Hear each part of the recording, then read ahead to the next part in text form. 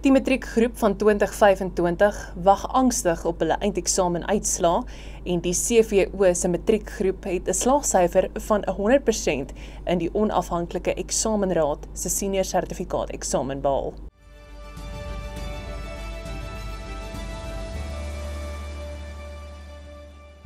Goeiemiddag, my naam is Carla Burg en welkom by die visuele nuusbulletin in Afrikaans op Pretoria FM. Die slaagpersentasie van die matriekgroep van 2025, asook die slaagpersentasie van elke provinsie, word vanaand om 6uur deur die minister van Basiese Onderwys, Siviwe Gwarube, bekendgestel. Meer as 920.000 kandidate reg oor die land het die nasionale senior sertifikaat eksamen afgelê, wat dit een van die grootste nasionale eksamens in die geskiedenis maak. Gwarube sê sy is vol vertroue dat die matrikulante van 2025 goed presteer het. Die leerlinge wat die onafhanklike eksamenraad se eindeksamen geskryf het, se individuele uitslae sal om middernag vanaand beskikbaar wees en die res van die leerlinge sal môreoggend om 6uur hul uitslae aanlyn onder meer by nuusweek.co.za kan kry. Die aantal heeltydse kandidate wat verlede jaar se eindeksamen deur die onafhanklike eksamenraad, die IEB, afgelê het meer as 1000 toegeneem. Net meer as 16.000 kandidate het die IEB eksamen in Oktober en November afgelê, nadat 14.990 kandidate in 2024 die eksamen geskryf het. Die IEB sê sy slaagsyfer vir die 2025 nasionale senior sertifikaat eksamen is 98.31%. Die 2025 matriekgroep van die CVO skole het 'n slaagsyfer van 100% in die eksamen behaal.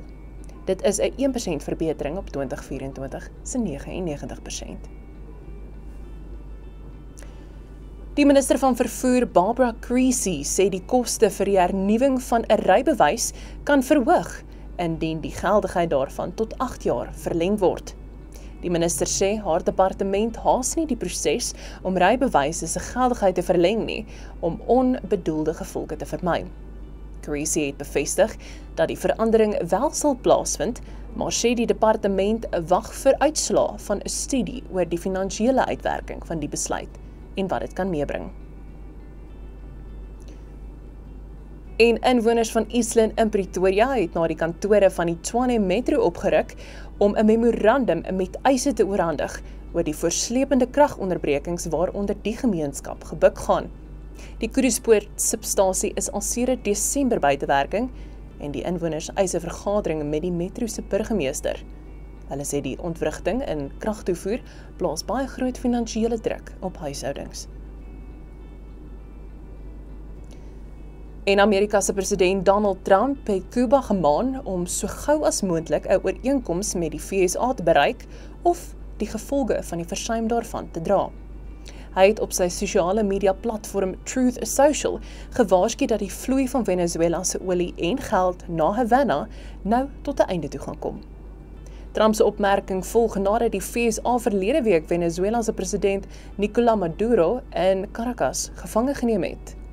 Hy het daarop gesinspeel dat die VSA se minister van buitelandse sake, Marco Rubio, moontlik die president van die kommunistiese geregeerde Cuba gaan word. Havana het sedert die jaar 2000 toenemend op Venezuela se olie staat gemaak nadat 'n ooreenkoms met Maduro se voorganger Hugo Chavez bereik is. Dit is dit vir vandag se nuus. My naam is Carla Burg. Ons maak môre weer so.